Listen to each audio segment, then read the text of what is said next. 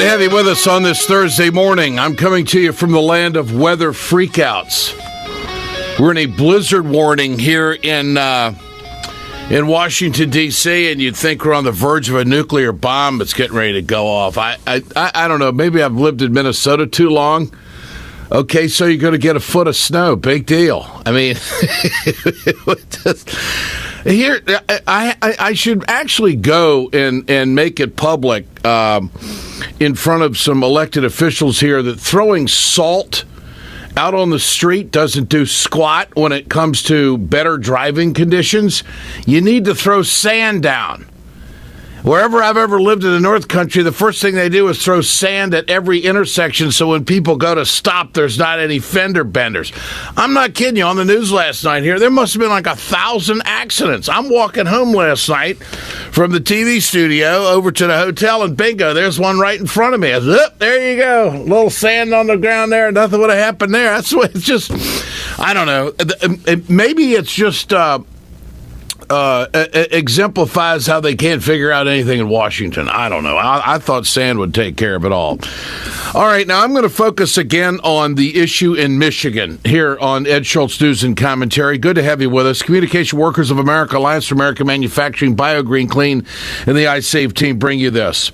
Yes, it is Snyder. I'm going to take it a step further. It's also President Obama. I remember 3 years ago doing this story saying that Detroit needed federal help. And I went back and listened to one of my old commentaries on this, and you'll find it if you want to archive it out. The fact of the matter is I was purporting when I was doing the Ed Show that the federal government needs to step in and help the city of Detroit because this could snowball and who knows where this privatization is going to go. Anybody going to take my phone call in Flint, Michigan today? It's like an I told you so moment. So I'm going to go back even further. I want to talk to the man who ran against the now infamous governor in Michigan. It's Virg Bernero, our friend who is the mayor from Lansing, Michigan. He saw this coming. He knew exactly what Snyder was going to do to the state, and now look where we are. Virg, good to have you with us. Great to be with you, Ed. You're so right about it. Let's go back to that campaign. What kind of wasn't Snyder talking about privatizing everything he got his hands on? Well, he came from the private sector, and his campaign was Michigan needs a nerd. And the people voted for this notion of a businessman who could run the state. And I think part of the problem is that he, from a business mentality, he believes that you appoint somebody, you delegate, and then you just support that person. You know, you the business model, you get the best person you can find, and then you back them up. And they made critical mistakes along the way, and it's a top-down autocratic approach, Ed. As you can imagine, like business runs, I mean, you have chieftains, you have vice presidents, you have division heads, and they go out, they give orders, and people follow those orders. In government, it's a democracy, and you have buy-in, you have consensus, and we don't do anything really in private in government. I mean, an elected mayor would never have done this. This came from an autocratic, monarchical, a czar-like leader who is the emergency manager appointed directly by the governor. But the problem is the governor isn't following the day-to-day like a mayor would be. And a mayor who was going to make a change from Detroit water to the Flint River, it would have been a big public spectacle. Every I would have been dotted. Every T would have been crossed. The press would have been all over it. And so there were several mistakes along the way. At this point, the state it's a massive debacle. It is a huge, huge problem. It's becoming a human tragedy. It will be a tragedy for the city as the exodus to the city has begun, the exodus from the city. They took a city that was on its knees, Flint, Michigan, and they kicked him in the teeth and put him on the floor. They've turned Flint into a third world travesty, essentially. But you have to look at not just the immediate, like you say, you got to go back, but you really have to look at the emergency manager law.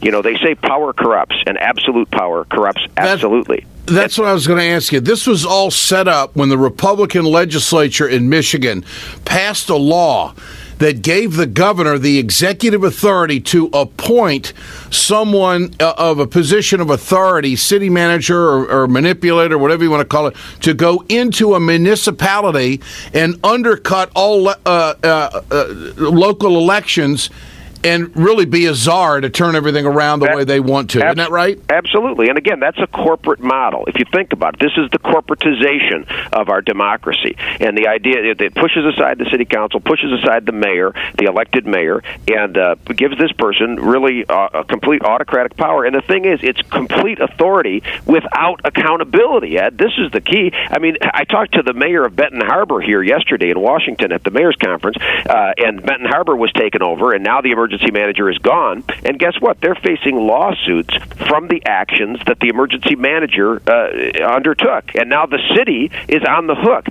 Those cities should be indemnified. We need standards. We need accountability. And I'm working with the U.S. Conference, by the way, for us, since nobody else is going to do it, for the mayors to demand and push an agenda that includes accountability and indemnification protection for the cities. If the state's going to come in and make all the decisions, the state should be held accountable for those decisions. Absolutely. And of course, they're going to be held accountable for this debacle.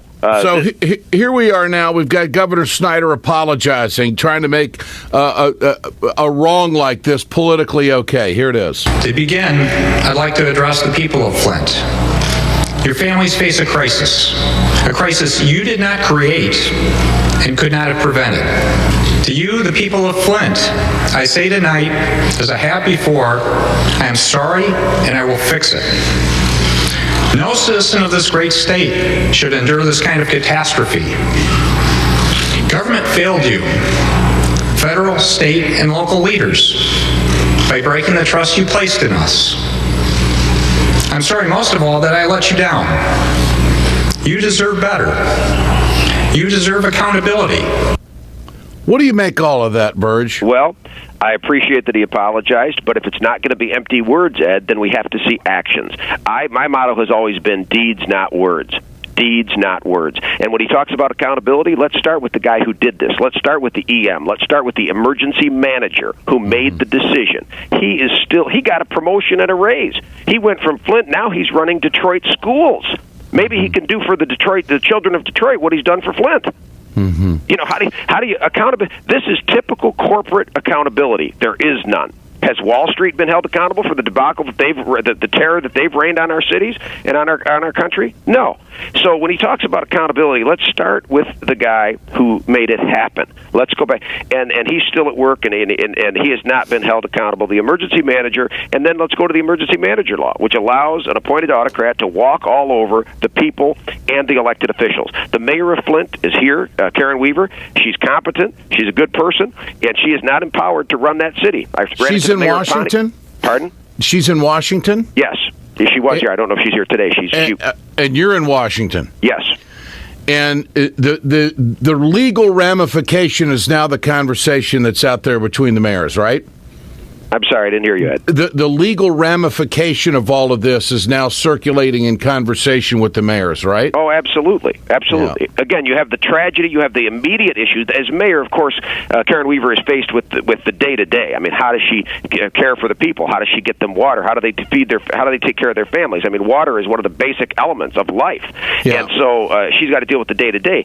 But we hear, and she agrees, that we need to look at the emergency manager. We need to look at the trail of tears with no personal repercussions that the emergency manager was allowed to leave so that this never happens again. But this will be a continuing saga, Ed. Again, they've essentially created, by taking water out, you've essentially created third world conditions, and this was a city where the emergency manager was supposed to go in and help them get back on their feet. How are you possibly, when I think about what she faces, I mean, here I am trying to build a great capital city in Lansing, and, we've stopped the flow. We've stopped the exodus of people, which is the first thing. Our cities in Michigan are ailing. Too many of our cities are the holes in the donut instead of the hubs of the wheel. And the state should be helping us to build and to grow. How do you grow a city where the water isn't there? I mean, they've got restaurants close to businesses that are close to failure because of this. And you think about renters who have an immediate option to go and leave and go elsewhere. This could be it is a devastating blow. You really need a Marshall Plan. I mean, here we've been doing nation building around the world. We're going to need nation building, city building right here in Flint, Michigan. Virg, I got to catch up with you today for a TV crew. Are you leaving town today, or what are you doing? I am leaving tomorrow at noon. All right, my man, you're going to hear from us. We got to talk more about this. I'm not going to let this go because in some strange way, this story can do the 49 other states a real favor. You are right on. Ed, this is what you can't let happen. This is an indictment of so many things. And by the way, this part of this is about infrastructure, because the fact of the matter is, if Flint's infrastructure, like many aging cities, was in better shape, and we need help from the state and the feds, and there was talk years ago about a second stimulus that was going to be for infrastructure. And if that had happened, and Flint was able to, over the years, replace their sewer lines, their water lines like we have in Lansing. We've done this over a period of 10 years. They wouldn't be in this position, but many cities are vulnerable to something like this because of the aging infrastructure. All right. We'll be in touch. Virg, you're great. Thanks so much. So we need more mayors like you across America, more leaders that aren't afraid to speak up and tell it like it is. And this is, in many respects, an irreversible situation, but it is also a model of what we cannot allow happen. And this is crazy. Snyder actually thought he should be president of the United States. Could you imagine? Thank you, my friend. Really appreciate it, Ed. You're a great American. You bet. Thanks, buddy.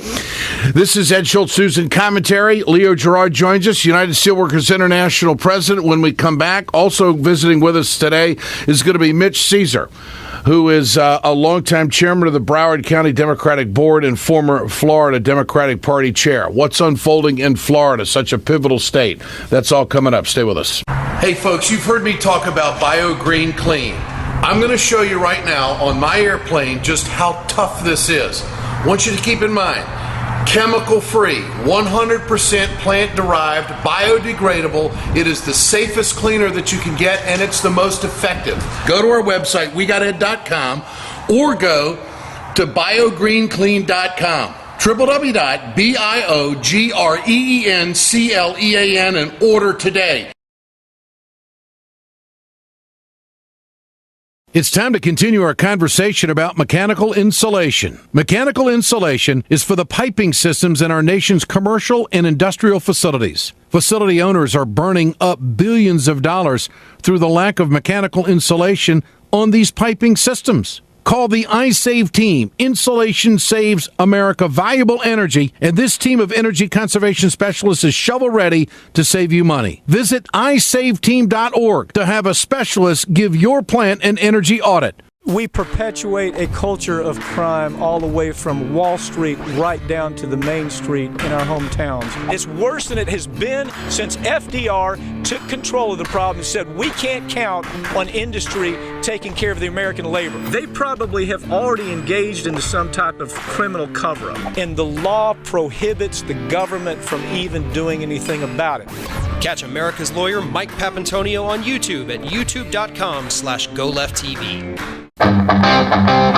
What has unfolded in Flint, Michigan has hit the campaign trail. Bernie Sanders following up on Hillary Clinton's comments about the governor. But Secretary Clinton was right, and what I did, which I think is also right, is demanded the resignation of the governor. A man who acts that irresponsibly should not stay in power.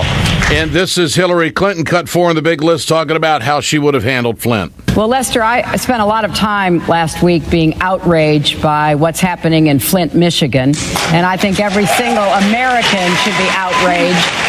We've had a city in the United States of America where the population, which is poor in many ways and majority African American, has been drinking and bathing in lead-contaminated water. And the governor of that state acted as though he didn't really care. He had requests for help that he basically stonewalled. I'll tell you what, if the kids in a rich suburb of Detroit had been drinking contaminated water and being bathed in it, there would have been action. So I sent my top campaign aide down there to talk to the mayor of Flint to see what I could do to help. And I issued a statement about what we needed to do. And then I went on a TV show and I said it was outrageous that the governor hadn't acted, and within 2 hours he had. I want to be a president who takes care of the big problems and the problems that are affecting the people of our country. You know, that is all spot on. And I wish that President Obama years ago had jumped into the Detroit, Michigan issue when that city was faltering, because it has snowballed. It's been a domino effect throughout the state. But, folks, do you see a pattern here? This all comes from Republican ideology. You see a pattern, the way they go after labor in this country, the way they want to make every state right to work, the way they want to destroy voices in the workplace, the way they want to strip any kind of funding that organized labor has. Let's talk about the public schools and how they want to get rid of the public schools and defund everything they can so they can charter school and privatize everything. They want to privatize Social Security. They want to rip that apart. They voted, how many times to get rid of the Affordable Care Act to the point where the president had to veto it. I mean, there's a pattern here. There is a real pattern here. And this is why, if you look, and now I know that there's state by state by state, all the caucuses and primaries and whatnot, but at not one time in any poll this year have we seen any of the Republicans beat Bernie Sanders or Hillary Clinton in a general election. I mean, there was a poll, I think, about 3 months ago, but since then, I mean, I think people are on to all of this in a big way. Our friend Leo Gerard wrote an op-ed that appeared on the Huffington Post earlier this week titled GOP Vows Sickness and Ill Health, where he discussed the Republicans' attempt to dismantle the Affordable Care Act, and he just hits the bullseye again. Mr. Gerard, good to have you with us. Good to be with you, Ed. I mean, all you have to do is pick an issue and make it anti-worker, and you can find a Republican hanging around. I want to. I mean, it's in their DNA. What about the Affordable Care Act? After all we have been through, what kind of fights do you see on the horizon, and what were you trying to get across in your op-ed? Well, the point that we really wanted to make is that obviously health care and the Affordable Care Act is a vehicle that has done tremendous good for millions of people. But they don't give a damn. What the Republican establishment and the so-called anti-establishment, there's no difference between them. It's just in the way they talk. And they view that they want to get rid of all government. They want to get rid of all health care. They want to turn everything over once again back to the insurance industry. They don't want workers to have a voice. They want to import everything that they can import from the cheapest places in the world. And their agenda is not just anti-worker, which it fundamentally is. Their agenda is pro 1%. They're against the middle class, anything that'll help the middle class. Let's look at Social Security. I could write an article on Social Security tomorrow. The fact of the matter is that Social Security is one of the most important programs in America that keeps millions and millions of people out of poverty in their later years of life. And you know what? The biggest percentage of people that use Social Security are people with disabilities and women together. And so that they keep them out of abject poverty. You want to fix Social Security? It's not hard. It's really not very hard. I don't make a lot of money, but I make good money. I reach my Social Security cap usually around the end of September, the beginning of October. My secretary, who works 50 feet from me, she pays right till the end of the year. Why the hell should I get off in October because I make a little bit more money? Take the same percentage till the end of the year. If you don't want billionaires and millionaires to pay on their billion and million, put a cap on it of $250,000. Let you cut out it once you've paid up to $250,000, and you know what we can do? We can improve Social Security for people. So health care, rights of workers, tax policy, trade policy. I'm just looking at, before I got on the call with you, I'm looking at some statistics that I asked our research department to do. They blew me off my chair. I got to figure out what to do about this. We went from having 12 smelters, refineries in the aluminum industry 10 years ago, to we're going to have roughly 4 or 5 left. Last year we made 1.9 million tons of aluminum. We imported 4.1 million tons of aluminum. What does that mean for our national defense? Yeah. Should something happen in real serious, not the wars that we went to look for like George Bush did, but what if we have a real national security issue?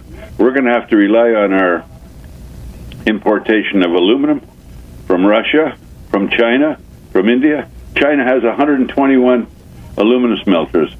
You just heard me. We're going to end up with 4 or 5. I can do the same thing in steel. I can do the same thing in paper. So I tried to use the Affordable Care Act as an example of the cruelty and the meanness of the Republican Party, but I could have done it on almost any of the other factors. No doubt about it. Leo Gerard with us. He is the United Steelworkers International president, always on the front end of issues and fighting for workers, no doubt. What's at stake in this election? Let's just say, let's talk right to work. I know that right to work has been a big, big deal. If they were to get the executive branch, and if it were Trump, what kind of battle do you think that labor would be facing in this country when it comes to right to work? Would he be supporting all of that? Has labor been able to vet him in that regard? If I calm down a bit, if we have a Republican House of Representatives and a Republican Senate, God help us, and a Trump or Cruz or any of the others, like I said, the others are just as bad. They just don't talk with the same intensity as Cruz and Trump. If we ended up with them, they will wipe out.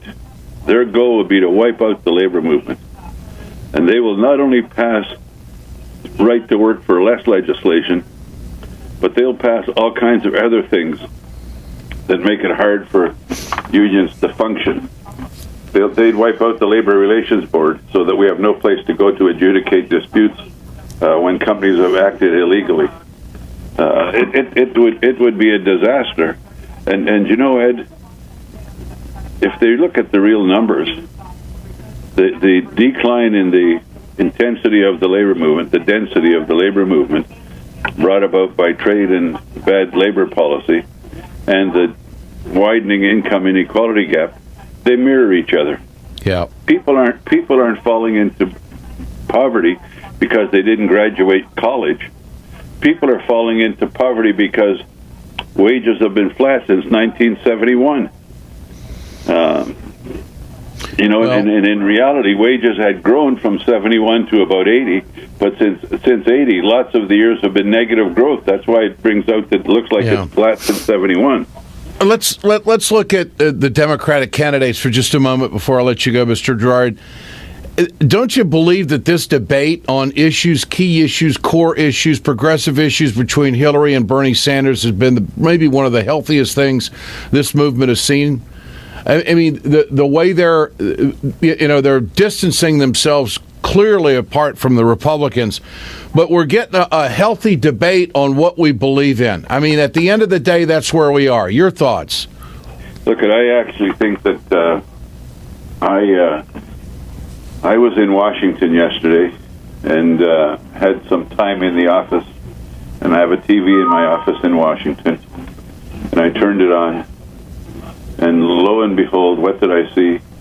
But the failed vice president, the governor that quit midterm, Sarah Palin, ranting and raving. I mean, almost incomprehensible about issues that are non-existent.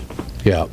And yelling about immigration, yelling about blaming the fact that her son got drunk and beat up his girlfriend, blaming that on President Obama. And that's as far a stretch as I could imagine. But then there's standing beside her is Donald Trump giving the thumbs up. Yeah. That's lunacy. It is. We're becoming the laughing stock of the world. So your question is, Bernie and Secretary Clinton are debating real issues of real importance to America, and they're both doing a terrific job getting those issues out. Both of them, or either of them, would be, by a long shot, better for American people, not only the middle class, but for everyone, than either of the Republican candidates. I don't care if it's Cruz or Rubio or what's his name from New Jersey. I mean, the bully from New Jersey. Christie. Well, you know what? You look at it, Leo. Go back to 2010. Yeah. These 6 governors that came in. We're talking about this nut job down in Florida who got reelected. Yeah. Christie, Kasich, Snyder, Walker. A half a dozen of them came in on the Tea Party wave, thought that privatization was the right way to go and attacking workers. They're all polling in the toilet. Look where Christie is nationally. Look where Kasich is nationally. The guy, Rick Scott, down in Florida, had to cheat his way to get reelected. Walker fell out early. So look what Snyder's done to Michigan. I mean, you could write a whole piece on these guys that hoodwinked their voters in 2010 because we had a black president and because we were doing something about health care. And look what they have to show for what they've done. Every one of those states is in a crisis. The only one of those that you mentioned that's doing reasonably well is Ohio. Yeah, and that's because of the automobile loan program. Exactly, and Betty Sutton, who was a congressperson, she lost to a Republican who outspent her like 8 or 9 to 1. Excuse me, but Betty Sutton and the president brought in the recovery system for the auto industry, and they attacked that. They would have sooner let those auto plants die. And the fact of the matter is, because President Obama did that, the auto industry is booming in America on the assembly side. Just had their best year, 2015. Yeah, and the president and I and his administration have a big dispute over trade. And he's been right on so many things, but he's wrong on trade. And although Ohio is doing good, Michigan's doing good, some other auto states are doing pretty good. In the long run, we got a problem. No doubt. Because of the trade deal and the TPP, they're now assembling cars in Mexico. Mexico is now making more cars than Michigan. And so that when the TPP is in place, they're going to bring parts from Vietnam, they're going to bring parts from China, they're going to bring parts from Malaysia, they're going to bring parts from other places, they're going to bring them to Mexico, they're going to assemble cars in Mexico, they're going to ship them into the U.S. duty-free. These are the real problems.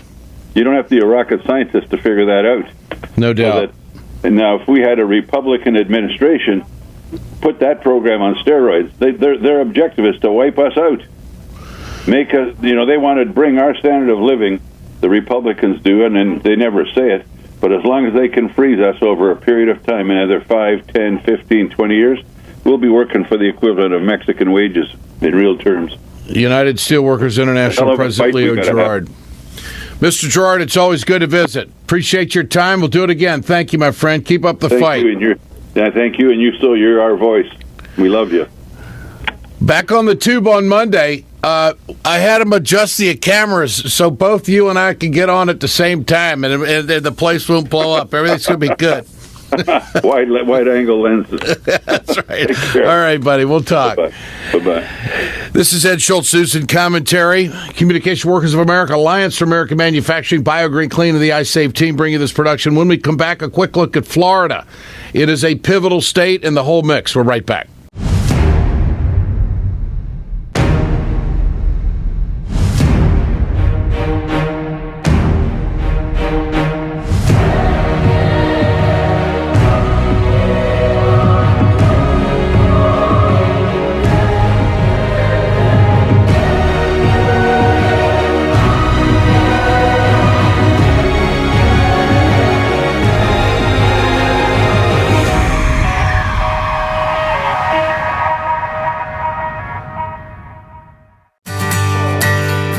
From the steel mills of Pennsylvania, to the auto factories of Michigan, to the modern makers movement, manufacturing makes our nation great. I'm Scott Paul, president of the Alliance for American Manufacturing. We bring business and labor together to advocate for policies that everyone can agree on. Together, we can strengthen manufacturing and create good-paying American jobs. Help us keep it made in America.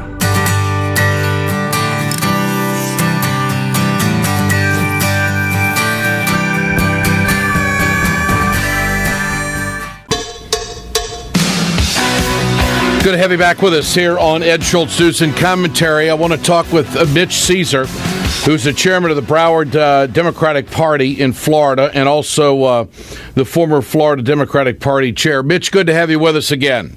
Thanks, Ed. Love to be with you. You know, if I had to make a prediction right now, I'd say that Cruz has got a good shot at Iowa, but I think Trump will run the table from there. the rest of them are trying to save face, or they're just hanging around in case there's some kind of political nuclear situation where they might be able to have some kind of surge. How do you see it? Big picture, what does it look like to you? Big picture, I certainly agree with you. I think that Cruz is doing everything he can to win Iowa because it's his only chance to stay alive and fight another day. I think all the others are really out of it already. But I do think at the end of the day, and I wouldn't have said this 3 months ago, I think Trump's going to be the nominee. And frankly, from a Democratic perspective, I don't know if that's good or bad. Why do you say that? Because is Trump actually appealing to independent Democratic-leading voters because of some of his issues on trade and this theme of political correctness he seems to strike? Well, I think it's a little several different things. One is that, yes, he's appealing to some, but not many. And, of course, I think the last poll I saw, 24% or something like that of Republican voters said they'd never vote for Trump. So that's very encouraging for my side of the aisle. But what's interesting is that we have to see whether he energizes people who've never voted before. And that really isn't so much Democrats, but it's independents and Republicans.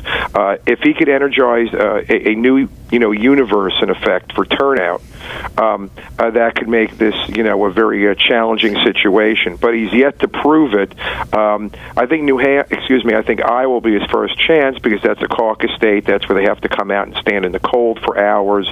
Let's see how committed these super infrequent voters are. Okay, Florida. Trump play well in Florida? Better than Bush? Better than Rubio?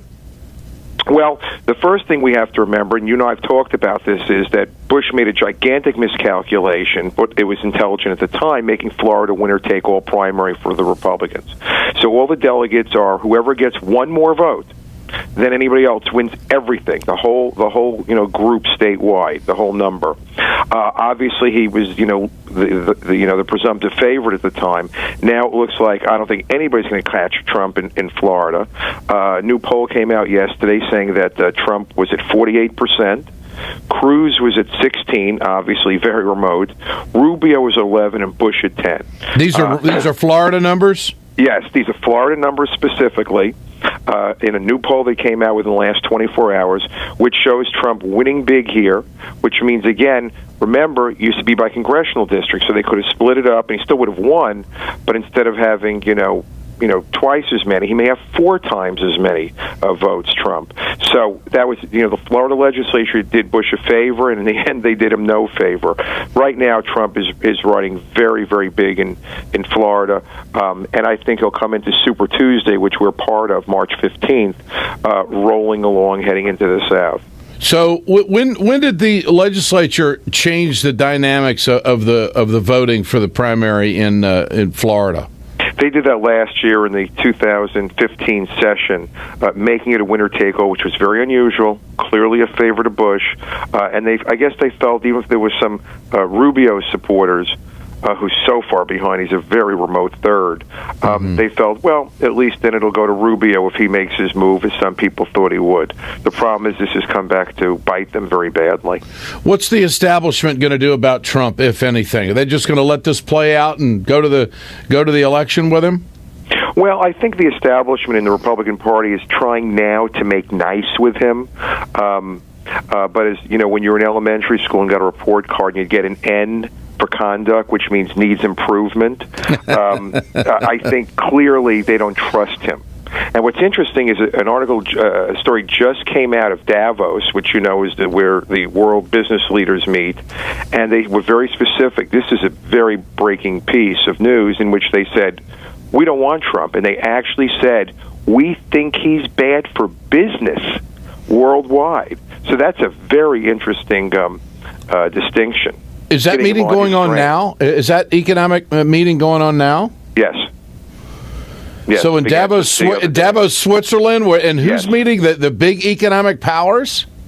Yes, there's a story on Bloomberg that just came out, and that's the headline. I'm not reading the headline, but I'm paraphrasing more or less that world business leaders think Trump hurts business is the gist of the general story. Well, that's because he wants to kick butt on China. I mean, he keeps talking about that, and the trade agreements, they're all for the TPP. I mean, I think I'm taking a stab at this. I think that's what it is. Well, maybe he can make Sarah Palin his Secretary of Commerce and put her on the road. That would be real peachy. Can you believe that? Can you believe that? Listen, I thought this year was unpredictable, which it's been, and bizarre. It's got much more. It's a marriage made in reality heaven, and the problem is for the country is that passing off a reality show as a presidential election hurts America.